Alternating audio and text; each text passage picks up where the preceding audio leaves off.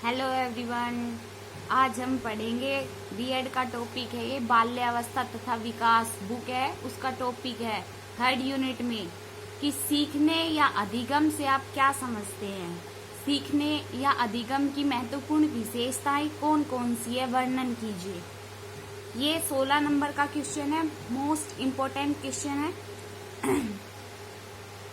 कि सीखना और अधिगम का शाब्दिक अर्थ एक ही होता है।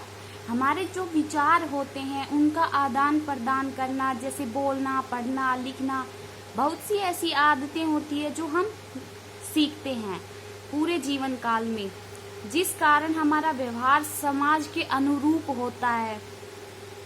जैसे हमारे बोलने की प्रक्रिया है, हमारे सीखने की प्रक्रिया है, ये समाज के अनुरूप होती है।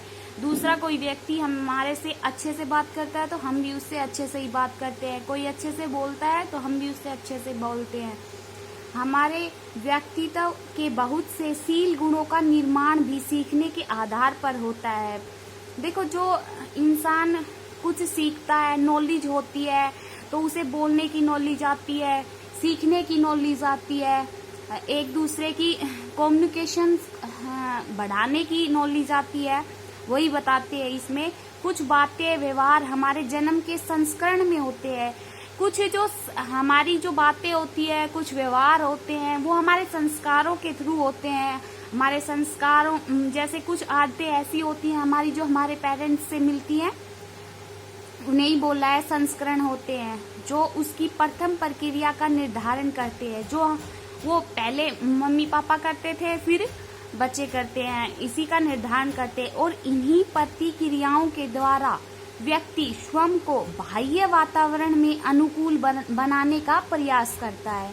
कि जो बाहरी वातावरण है उसमें बोलना, चालना, बैठना, उठना, खाना, सोना, सब कुछ क्या करते हैं हम, एक प्रक्रिया होती है जिसको हम सीखते हैं। ये सभी क्या आता है, सीखने में आता है। तथा इस बाह्य प्रतिक्रिया को ग्रहण करना ही मनोविज्ञान में सीखना कहलाता है। ठीक है, जैसे कि हम एक उदाहरण से देखते हैं कि अगर भूख लगी है तो भूख की स्थिति में बंदर छीनने की प्रतिक्रिया करता है। उसे भूख लगी है तो वो छीन कर खाएगा। लेकिन परंतु हम एक ऐसे बच्चे को भूख लग रही है तो वो क्या करेगा, मांगने की प्रक्रिया करेगा कि मुझे ये चीज चाहिए, फिर मैं खाऊंगा। तो वही चीज क्या हो गई, सीखना हो गया।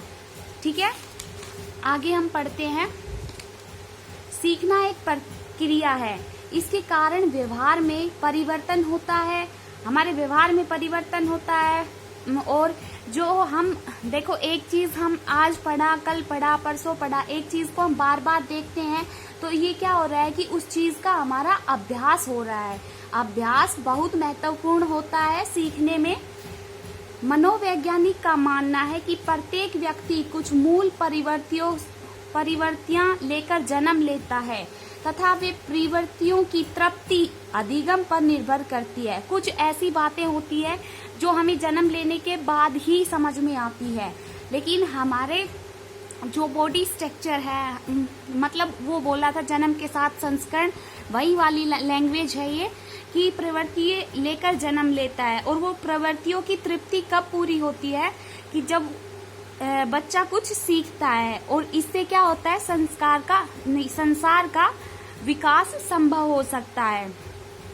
अधिगम शिक्षा मनोवैज्ञानिक का केंद्र बिंदु है। जो अधिगम होती है, लर्निंग होती है, वो शिक्षा में मनोविज्ञान का सेंट्रल पॉइंट है। अधिगम शिक्षा मनोविज्ञान का दिल है, it is the heart.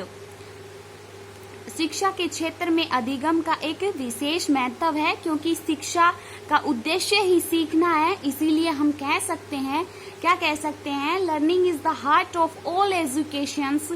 All education is attempt to learn. सारी शिक्षाएं क्या हमें सिखाती है, कुछ ना कुछ सिखाती है। हम आज जो कुछ भी है सब सीखने का ही परिणाम है। स्कूल में, घर में, कक्षा में, खेल में, अध्यापक से और शिक्षक से यही प्रक्रिया करते रहते हैं कि हम अपनी कोशिश पूरी करें और बच्चे को अच्छे से सिखा पाएं।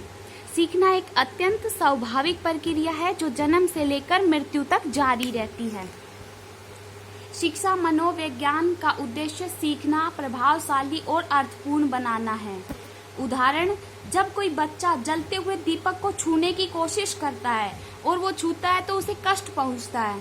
दोबारा वह उस दीपक को देखता है, लेकिन उसकी खुद की स्वाभाविक प्रक्रिया ये नहीं कहती कि वो उस दीपक को दोबारा छुए, क्योंकि वो सीख चुका है कि इस दीपक को छूने से उसे कष्ट हुआ था। उसी को क्या कहते हैं? सीखना।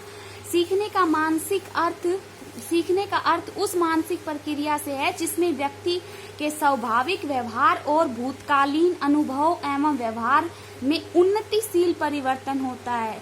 एक बार सीख लिया, बार बार सीखने की जरूरत नहीं पड़ती। बर्नार्ड के अनुसार सीखना न केवल स्कूल की शिक्षा, साइकिल चलाना, पढ़ना, टाइप करना तक सीमित है, बल्कि एक बहुत ही विशाल शब्द होता है जिसका प्रभाव जिंदगी में, उसके जीवन में बहुत ही महत्वपूर्ण प्रभाव होता है उसका सीखने का।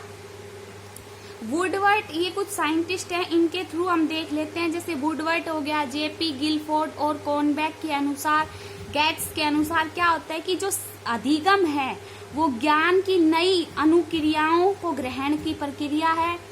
व्यवहार और अनुभव की प्रक्रिया में परिवर्तन ही अधिगम है और सीखने अनुभव द्वारा व्यवहार का एक शोध है। Learning is the modification of behaviour through experience. ठीक है, आई होप आपको ये वीडियो अच्छी लगी हुई हो, और अच्छी लगी हुई हो तो मेरे चैनल को सब्सक्राइब कर दीजिए, लाइक कर दीजिए। Thank you.